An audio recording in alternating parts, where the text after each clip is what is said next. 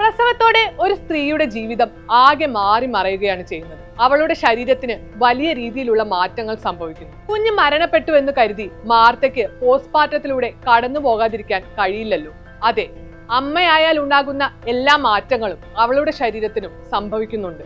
അത് കൃത്യമായി തന്നെ സംവിധായകൻ ചിത്രത്തിലൂടെ പ്രേക്ഷകരിലേക്ക് എത്തിക്കുന്നുണ്ട്. ഹൃദയത്തിൽ മകൾ നഷ്ടപ്പെട്ട വേദനയും അടക്കി അവൾ അവളുടെ ജീവിതം തുടരുന്നു. ജോലിക്ക് പോകുന്നു. ഒരു ഷോപ്പിൽ വെച്ച് ഒരു കുഞ്ഞിനെ കാണുമ്പോൾ മാർത്ത അറിയാതെ അവളെ നോക്കി പോകുന്ന ഒരു സീനുണ്ട് സിനിമയിൽ. അപ്പോൾ അവളുടെ ശരീരത്തിൽ നിന്നും മുലപ്പാൽ വരികയാണ്. അതായത് മാർത്ത മൂവ് ഓൺ ചെയ്യാൻ ശ്രമിക്കുമ്പോഴെല്ലാം തന്നെ അവളുടെ ശരീരം വീണ്ടും വീണ്ടും ആ ട്രാജഡി ഓർമ്മിപ്പിച്ചുകൊണ്ടിരിക്കുകയാണ്. ശരീരം മാത്രമല്ല, അവൾക്ക് ചുറ്റുമുള്ളവരും ഷോൺ അടക്കമുള്ളവർ അവളെ ആ ട്രാജഡിയിലൂടെ വീണ്ടും വീണ്ടും കൊണ്ടുപോവുകയാണ് ചെയ്യുന്നത്.